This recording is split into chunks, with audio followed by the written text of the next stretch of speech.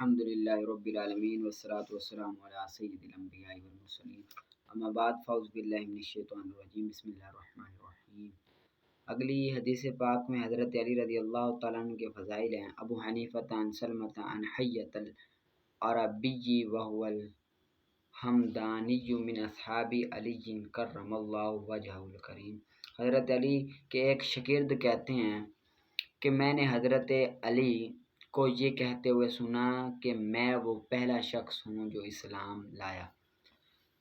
اب اہل سنت و جماعت میں نا اس بات میں اختلاف ہے کہ پہلے اسلام کون لے آیا ہے۔ تو بعض کہتے ہیں کہ حضرت ابوبکر، بعض کہتے ہیں حضرت علی رضی اللہ تعالیٰ عنہ، بعض کہتے ہیں حضرت خدیجہ رضی اللہ تعالیٰ عنہ، بعض کہتے ہیں حضرت بلال، بعض کہتے ہیں حضرت زید بن حارث۔ یہ مختلف اقوال جب ہم نے دیکھے تو ہم نے تطبیق نکالی۔ تطبیق کی صورت یہ نکالی کہ بالغ مردوں میں سب سے پہلے اسلام لانے والے ابوبکر صدیق رضی اللہ تعالیٰ عنہ ہیں، عورتوں میں حضرت خدیجۃ الکبریٰ، بچوں میں حضرت علی اور آزاد کردہ غلاموں میں حضرت زید اور غلاموں میں حضرت بلال رضی اللہ تعالیٰ عنہ ہے۔ اب لیکن یہ بات ذہن میں رہے، واضح رہے، اسلام لانے میں سبقت خواہ کسی کو بھی پہلے نصیب ہوئی ہو، لیکن درجہ و مرتبے میں بالاتفاق سرتاج صحابہ حضرت ابوبکر صدیق رضی اللہ تعالیٰ عنہ ہے، کیونکہ آپ کوئی فضیلت اور برتری حاصل ہے، آپ ہی سب سے افضل ہیں۔ اگلی حدیث کی طرف آتے ہیں۔ حضرت ام ہانی سے روایت ہے کہ رسول اللہ صلی اللہ علیہ وسلم نے ایک دن حضرت علی رضی اللہ عنہ کو بھوکا دیکھا تو فرمایا، اے علی تم کو کس چیز نے بھوکا کیا؟ انہوں نے کہا، یا رسول اللہ مجھ کو فلاں فلاں وقت سے شکم سیری نصیب نہیں ہوئی، یعنی کہ کھانا نہیں کھایا۔ اس پر نبی کریم صلی اللہ علیہ وسلم نے فرمایا، خوشخبری ہو جنت کی۔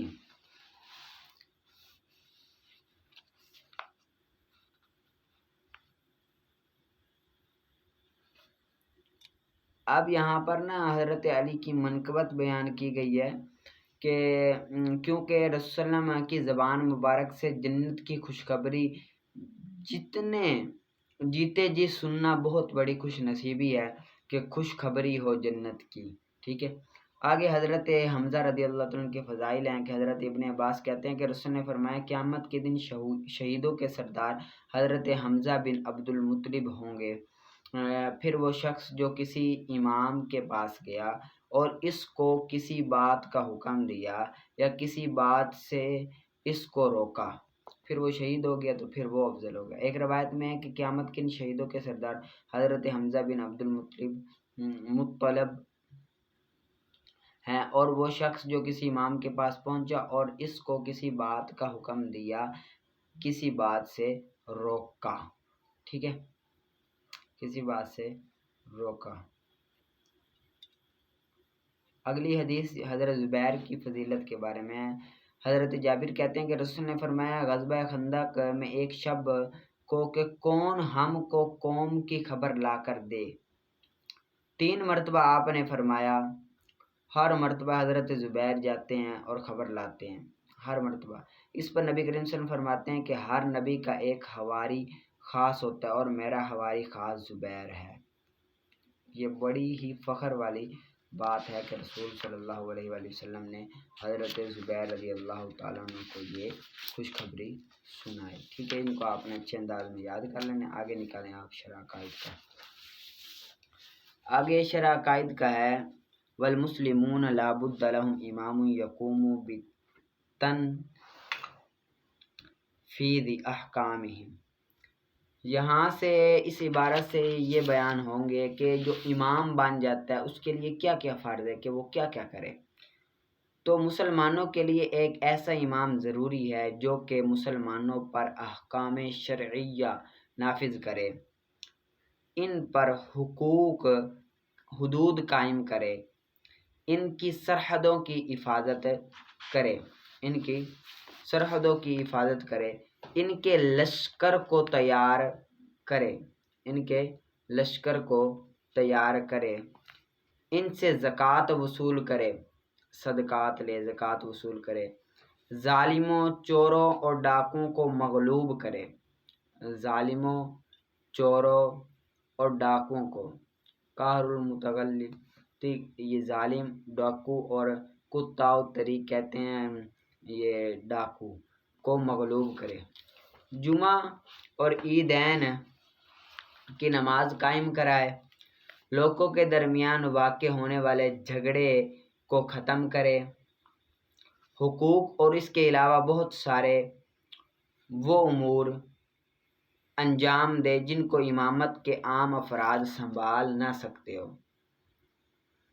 حقوق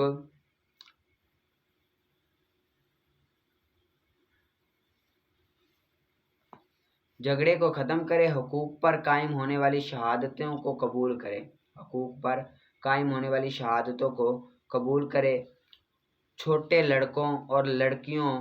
کا نکاح کرائے جن کا ولی نہ ہو، لا اولیاء لہم، جن کے لیے ولی نہ ہو، مال غنیمت تقسیم کرے، اور اس کے علاوہ بہت سارے امور سر انجام دے، التی جن کو امت کے عام افراد نہ سنبھال سکے، امت کے عام افراد نہ سنبھال سکے۔ فَإِن قِیلَ سے اعتراض ہے، آگے قُلْنَا سے جواب ہے۔ اعتراض یہ ہے کہ ہر علاقے میں قوت، جو بندہ طاقتور ہوتا ہے اسی پر اکتفا کر لیا جائے۔ دیکھ لیں آپ، ہر علاقے میں کوئی نہ کوئی بندہ طاقتور ہوتا ہے، سردار ہوتا ہے، کوئی نہ کوئی ہوتا ہے جس کی طاقت ہوتی ہے، تو اسی کو سردار بنا لیا جائے ہر ایک علاقے میں اپنا اپنا۔ یہ پوری اس ریاست عام قائم کرنے کی کیا ضرورت ہے؟ اس کی کیا ضرورت ہے کہ پوری ریاست کو قائم کیا جاتا ہے؟ ایک ہی غلام کو کیا کیا جائے، ایک ہی بندے کو، ایک ہی سردار ہر علاقے میں قائم کر دیجیے، بڑی بڑی ریاستیں قائم کرنے کا کیا فائدہ ہے؟ تو قلنا سے اس کا جواب دیتے ہیں کہ اگر ہر علاقے میں ایک سردار کو چن لیا جائے تو اس طرح تو جھگڑے ہو جائیں گے، جھگڑے ہوں گے، جس کی وجہ سے نہ امر دین چلے گا، نہ امر دنیا چلے گا، اور زمانے میں مشاہدے کرتے رہیں گے۔ دیکھیں، اگر ہم بنا دیں ہر علاقے میں، ہر علاقے والوں کو پوری ریاست قائم نہ کریں تو پھر کیا ہوگا؟ جھگڑے ہوں گے، ہر علاقے والے کہیں گے دوسرے سے جھگڑیں گے، دوسرے تیسرے سے جھگڑیں گے۔ جس طرح آج ہم دیکھتے ہیں دو برادریوں کی آپس میں نہیں بنتی تو پھر ایک علاقے کی کس طرح دوسرے علاقے سے بنے گی؟ اسی طرح ریاست عام کا قائم ہونا ضروری ہے، ٹھیک ہے۔ بس اگر کہا جائے کہ ہر علاقے میں قوت والے پر اکتفا کرنا کیوں جائز نہیں، طاقتور پر اکتفا کرنا کیوں جائز نہیں، ایسے شخص کا تقرر کہاں سے واجب ہے کہ پوری جو ریاست کو سنبھالے؟ ایسے شخص کا تقرر کیوں واجب ہے جس کے لیے ریاست عام ہو؟ قلنا، ہم جواب دیں گے کہ ایسی صورت میں یہ ایسے جھگڑے اور مخاصمت کی طرف پہنچا دے گا، یعنی کہ جھگڑے پیدا ہوں گے، مخاصمت پیدا ہوگی، جن کی وجہ سے امر دین اور امر دنیا میں خلل ہوگا، امر دین میں بھی اور امر دنیا میں بھی کیا ہوگا؟ خلل ہوگا، جیسا کہ ہم اپنے زمانے میں مشاہدہ کرتے ہیں، ہم اپنے زمانے میں اس کو دیکھتے ہیں، اسی وجہ سے ریاست عام قائم کرنا ضروری ہے، ٹھیک ہے۔ ان کو آپ نے اچھے انداز میں یاد کر لینا۔ آگے آپ اصول الشاشی کا نکالیں۔ اصول الشاشی کا ثم بعد ذلك الاجماع على نوعین مرکب وغیر مرکب۔ اب یہاں سے بیان کر رہے ہیں کہ اجماع کی دو قسمیں ہوتی ہے، ایک اجماع مرکب ہوتا ہے، ایک اجماع غیر مرکب ہوتا ہے۔ مرکب کہتے ہیں کہ کسی حادثے کے حکم پر علماء کا متفق ہو جانا لیکن علت مختلف ہو، علت مختلف ہو لیکن کسی حادثے میں علماء کرام کا متفق ہو جانا۔ جس طرح کہ مثال کے طور پر کسی شخص کو قے آئے اور اتفاق سے اس نے عورت کو بھی چھو لیا، الٹی آئے، اس نے اتفاق سے عورت کو بھی چھو لیا، اب وضو ٹوٹ جائے گا اس کا، لیکن علت میں اختلاف ہے، علت میں اختلاف ہے۔ امام شافعی کے نزدیک وضو ٹوٹے گا کس وجہ سے؟ عورت کو ہاتھ لگانے کی وجہ سے، قے کی وجہ سے ان کے نزدیک وضو نہیں ٹوٹے گا۔ اور احناف ہمارے نزدیک وضو کس وجہ سے ٹوٹے گا کہ اس کو قے آئی، ہاتھ لگانے سے وضو نہیں ٹوٹتا، اس کو قے آئی اس لیے وضو ٹوٹے گا۔ اب یہاں پر دیکھیں، ہے تو کیا وضو ٹوٹ رہا ہے لیکن علت مختلف ہے، علت کیا ہے؟ مختلف ہے۔ یہ جو اجماع ہے یہ حجت بنے گا لیکن علت میں فساد نہ ہو، یہ اجماع تب حجت بنے گا اجماع مرکب کا حکم بیان تب ہوگا، اجماع مرکب تب حجت بنے گا جب علت میں فساد نہ ہو، لیکن یہاں پر علت میں فساد ہے، اسی لیے یہ اجماع مرکب نہیں بنے گا بلکہ مرکب غیر مرکب بنے گا۔ کہ ہو سکتا ہے ایسا ہو کہ اب امام شافعی کے پاس کوئی ایسی دلیل آ گئی ہو جس کی وجہ سے کیسے وضو ٹوٹ جائے گا، تو یہ کیا ہو جائیں گے؟ متفق ہو جائیں گے، تو تب یہ مرکب بنے گا۔ اگر یہ متفق نہ ہو تو پھر مرکب نہیں بنے گا۔ اور امام صاحب کے پاس، احناف ہمارے امام کے پاس اگر کوئی ایسی دلیل آ جائے، ایسی روایت آ جائے کہ جس کی وجہ سے عورت کو ہاتھ لگانے سے وضو ٹوٹ جائے گا، تو اب بھی یہ کیا ہو جائیں گے؟ متفق ہو جائیں گے، ورنہ کیا ہوں گے؟ اختلاف رہے گا، مرکب کی علت میں فساد ہوگا، اور جب علت میں فساد ہو تو تب یہ حجت واقع نہیں ہوگی۔ ٹھیک ہے، پھر اس کے بعد اجماع کی دو قسمیں، مرکب اور غیر مرکب۔ پس اجماع مرکب وہ اجماع ہے جس میں کسی حادثے کے حکم پر رائے جمع ہو جائے، علت کے وجود میں اختلاف ہو، علت کے وجود میں اختلاف۔ اس کی مثال مس عورت کو چھونا اور کے وقت وضو ٹوٹنے کے وجود پر اجماع ہے، وضو ٹوٹ جائے گا، اجماع ہے، وضو ٹوٹ جائے گا۔ بہرحال ہمارے نزدیک تو کی بنا پر کرتے ہوئے کی بنا پر وضو ٹوٹے گا، امام شافعی کے نزدیک مس عورت کو چھونے کی بنا پر وضو ٹوٹے گا۔ پھر اجماع کی یہ دونوں ماخذوں میں سے کسی ایک ماخذ پر فساد ظاہر ہونے کے بعد حجت باقی نہیں رہے گی، ایک پر فساد آ جائے تو حجت باقی نہیں رہے گی، حتیٰ کہ اگر یہ ثابت ہو گیا کہ کیا غیر ناقص وضو ہے، کیا وضو کو نہیں ٹوٹ گی، یہ ثابت ہو جائے تو امام صاحب اس صورت میں وضو ٹوٹنے کے قائل نہیں ہوں گے، وضو ٹوٹنے کے قائل نہیں ہوگے۔ اور اگر یہ ثابت ہو گیا کہ عورت کو چھونا غیر وضو کو نہیں توڑتا تو یہ امام شافعی اس صورت میں وضو ٹوٹنے کے قائل نہیں ہوگے، کیونکہ وہ علت ہے جس پر حکم کی بنیاد ہے وہی فاسد ہو گئی، علت تو فاسد ہو گئی، ان کے نزدیک فاسد ہو گئی جب انہوں نے یہ ثابت کر دیا کہ وضو نہیں ٹوٹتا عورت کو ہاتھ لگانے سے۔ ٹھیک ہے، عورت کو ہاتھ لگانے سے وضو نہیں ٹوٹتا، تو اب اور فاسد دونوں جانب میں متواہم ہے، والفساد متواہم۔ یہاں سے یہ عبارت سوال مقدر کا جواب ہے۔ سوال کرتا ہے تم نے کہا کہ جو علت بیان آپ نے کی ہے اس میں تو فساد ہے، اس میں فساد اس طرح ہے کہ نفس الامر کے واقعے کے اندر امام صاحب درستگی پر ہے اور امام شافعی غلطی پر ہے، امام صاحب درستگی پر ہے، امام شافعی غلطی پر ہے، یا امام صاحب غلطی پر ہے، امام شافعی درستگی پر ہے۔ جب واقعے کے اندر غلطی پر ہیں تو ان کی علت میں تو فساد آ گیا، یعنی ایک کے نزدیک وضو ٹوٹ رہا ہے، دوسرے کے نزدیک وضو نہیں ٹوٹ رہا، تو اجماع یہ نہ ہوا، لہذا یہ حجت بھی بن نہیں سکتا۔ آپ نے تو یہ اجماع ثابت کیا ہے، حجت میں علت میں اختلاف ہے تو اجماع تو ثابت نہ ہوا، ایک کے نزدیک ٹوٹ رہا ہے، ایک کے نزدیک نہیں ٹوٹ رہا۔ ٹھیک ہے، تو یہ حجت نہ بنا، تو اس کا جواب یہ ہے فساد کا جو وہم ہے نا یہ دونوں طرفوں میں برابر ہے، دونوں طرفوں میں برابر ہے۔ کیوں؟ یہ نہیں ہو سکتا کہ ایک درستگی پر اور دوسرا غلطی پر ہو، کیونکہ جس طرح امام صاحب درستگی پر ہیں اسی طرح امام شافعی بھی درستگی پر ہے، اور امام صاحب کے پاس بھی احتمال ہے اور امام شافعی کے پاس بھی احتمال ہے، لہٰذا یہ دونوں نہ غلطی پر ہے نہ ایک درستگی پر ہے۔ اگر اس طرح ہو کہ ایک غلطی پر اور دوسری درستگی پر ہو تو اس سے تو ترجیح بلا مرجح کی خرابی لازم آئے گی، جو کہ باطل ہے، باخلاف جو پیچھے اجماع ہم نے ظاہر کیا ہے، اجماع جو گزر چکا، تو اس کی علت میں فساد نہیں ہو سکتا، جس کی علت میں فساد نہیں ہو سکتا وہ حجت ہی رہے گی، جس کی علت میں فساد نہ ہو وہ کیا بنے گی؟ وہ حجت ہی رہے گی۔ ٹھیک ہے، اب ترجمہ کرتے ہیں۔ اور فساد دونوں جانبوں میں متواہم ہے، کیا ہے؟ دونوں جانبوں میں متواہم ہے۔ کیونکہ ممکن ہے کہ امام صاحب عورت کو چھونے کے مسئلے میں صحیح رائے پر ہو اور کے مسئلے میں غلط رائے پر ہو، اور امام شافعی کے مسئلے میں صحیح رائے پر ہو اور عورت کے چھونے کے مسئلے میں غلط رائے پر ہو، پس یہ کیا ہے؟ باطل پر اجماع کے وجود کی بنا کا سبب نہیں ہوگا، باطل پر اجماع کے وجود کی بنا پر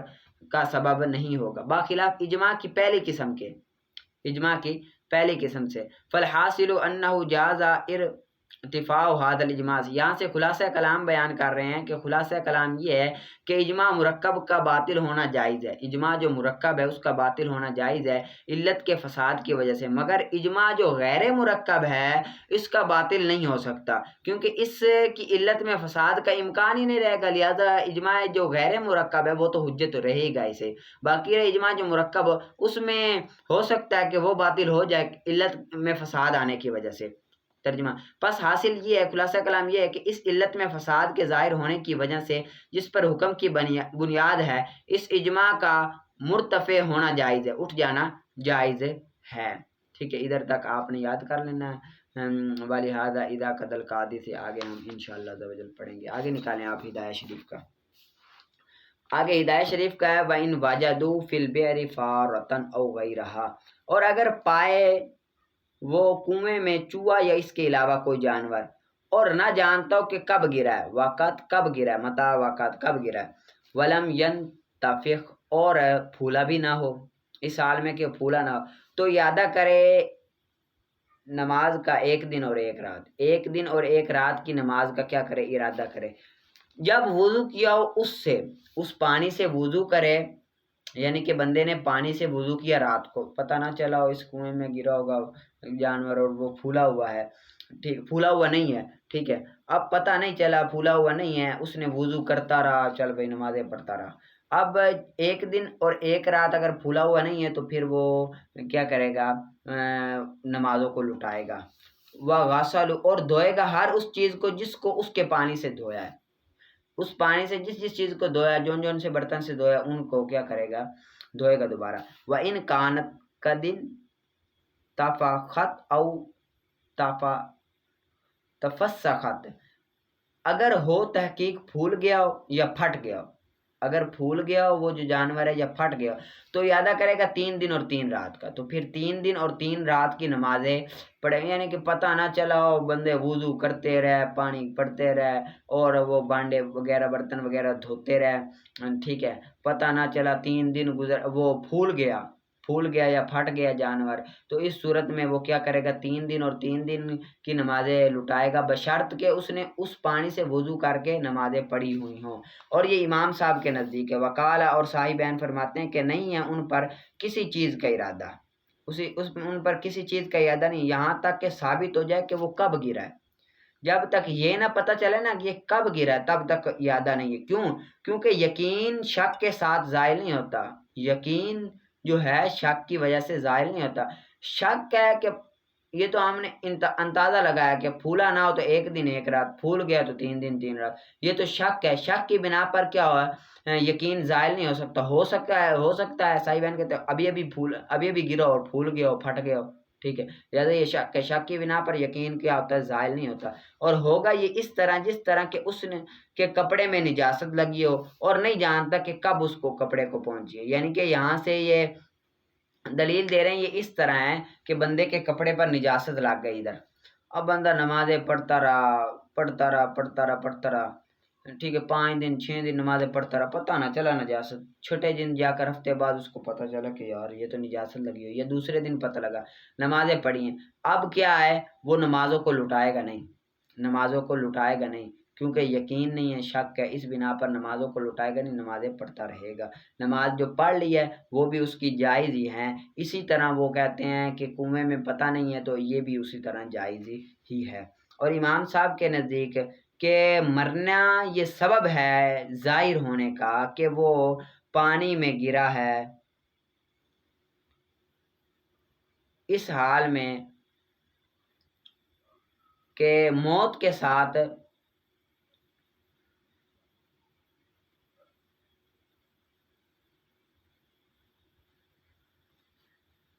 امام صاحب فرماتے ہیں کہ مرنا یہ سبب ہے ظاہر ہونے کا، مرنے والے کے لیے سبب ہے ظاہر ہونے کا، اور جو اس میں واقع ہوا ہے وہ اس حال میں ہے کہ اس نے اسی کی طرف منسوب کیا جائے گا کہ موت کا سبب ظاہر ہے، امام صاحب کیا کہتے ہیں، موت کا سبب ظاہر ہے کہ وہ پانی میں گرا ہے، ٹھیک ہے، اور اسی کی طرف منسوب کیا جائے گا، فَيُحَالُ بِهِ عَلَيْهِ، اسی کی طرف منسوب کیا جائے گا، مگر یہ کہ پھولے ٹھہرنے کی دلیل ہے، ٹھہرنے کی دلیل ہے، پس اندازہ لگایا 3 دن کا۔ امام صاحب فرماتے ہیں کہ موت کا سبب تو ظاہر ہے کہ وہ پانی میں جب گرا ہے تو وہ مر گیا، ٹھیک ہے، پس اسی کی طرح منسوب ہو جائے گا۔ مگر جب وہ پھولا تو پھولنا یہ ٹھہرنے کی دلیل ہے، یعنی کہ پھول تو بندہ ایسے نہیں جاتا، جب پانی میں مرا گرا تو مر گیا، اب مرنے کے بعد وہ فوراً نہیں پھولتا، بلکہ تب پھولتا ہے جب وہ پانی میں ٹھہرا رہے، جب ٹھہرا رہے گا تو وہ تب پھولے گا۔ اب فیقدر بالثلاث، پس اندازہ لگایا 3 دن کا۔ نہ پھولنے اور نہ پھٹنا یہ دلیل ہے قریب کے زمانے کی، ہم نے اندازہ لگایا 1 دن اور 1 رات کا،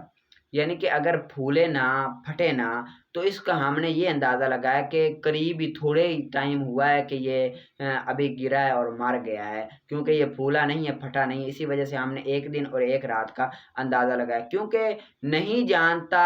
اس ساتھ کو، نہیں جانتا اس گھڑی کو، نہ ہی ممکن ہے اس کو ضبط کرنا، نہ ہی ممکن ہے اس کو کیا کرنا، ضبط، اس کو مقدار کو ضبط کرنا۔ اب یہاں سے کہتے ہیں کیونکہ نا 1 ساتھ سے 1 دن اور 1 رات سے کم تو ممکن ہی نہیں ہے، کوئی گھڑی کو بندہ کہہ دے کہ 1 دن اور 1 رات ہو گئی ہے، اس کو 1 دن اور 1 رات سے کم تو ہم معین نہیں کر سکتے، لہٰذا 1 دن اور 1 رات معین کریں گے کہ یہ ابھی ابھی گرا ہے تو کم سے کم 1 دن اور 1 رات ہوگا، قریب کے دور میں 1 دن اور 1 رات ہوگا، کبیر کے زمانے میں گرا ہے تو وہ تب ہوگا جب پھولا پھٹا نہیں ہے۔ جب پھول پھٹ گیا تو ہم نے کہا کہ ظاہری بات سے ایسے تو نہیں پھول جاتا یا پھٹ جاتا، بلکہ جب پانی میں رہا، کافی دیر پانی میں رہا ہوگا، پھر اس کے بعد 1 دن 2 دن رہا ہوگا، 3 دن رہا ہوگا، پھر اس کے بعد ہی یہ پھٹا ہوگا، تو ہم نے کم سے کم کہا جب پھول جائے یا پھٹ جائے تو پھر کیا کرے 3 دن اور 3 راتوں کا اندازہ لگائے۔ آگے جواب دیتے ہیں وَأَمَّا مسألۃ النجاست فقد قال المعلّ، اور بہرحال نجاست کا مسئلہ تو تحقیق معلّ نے کہا ہے کہ وہ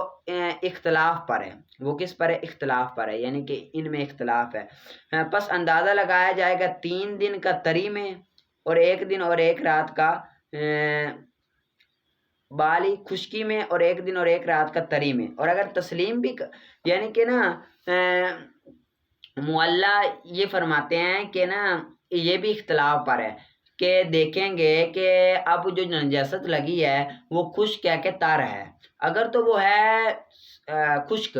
تو پھر کیا کریں گے 3 دن کا اندازہ لگائیں گے، اگر وہ ہے تر تو 1 دن اور 1 رات کا اندازہ لگائے گی کہ ابھی ابھی لڑایا۔ آگے کہا کہ اگر تسلیم بھی کر جائے، جو آپ کی بات مان لیتے ہیں کہ جو نجاست پر کپڑے پر نجاست لگ گئی تو اس صورت میں اس کی نمازیں معاف ہیں، پچھلی جو پڑھ لیں وہ پڑھی ہوئی ہیں، ٹھیک ہے، تو پس کپڑا یہ اس کی آنکھوں کے سامنے ہوتا ہے، کپڑا تو اس کی آنکھوں کے سامنے ہوتا ہے، ٹھیک ہے، ہر اوقات میں اس نے کپڑے کو پہنا ہوتا ہے، آنکھوں کے سامنے ہوتا ہے، اور جو کنواں ہے یہ اس کی بصارت سے غائب ہوتا ہے، آنکھوں سے کیا ہوتا ہے؟ غائب ہوتا ہے، لہٰذا ان دونوں کے درمیان تو بڑا فرق ہے،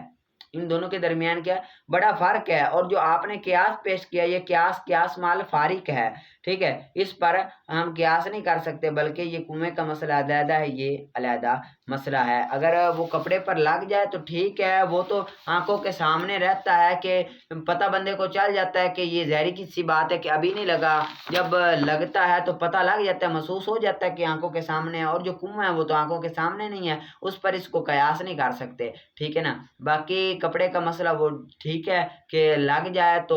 وہ نماز دوبارہ لٹانی نہیں جاتی، لیکن وہ ظاہر تو ہے، بندہ پتہ لگ جاتا ہے کہ واقعی نجاست لگی ہوئی ہے نہیں، یعنی کہ پتہ لگ جاتا ہے، لیکن وہ ادھر پتہ نہیں لگتا، وہ آنکھوں سے ظاہر نہیں ہے، ٹھیک ہے۔ اس کو آپ نے اچھے انداز میں محنت کر کے یاد کر لینا ہے اور صحیح طرح پڑھنا ہے، محنت کر کے پڑھنا ہے، ٹھیک ہے، پڑھا سنا قبول فرمائے۔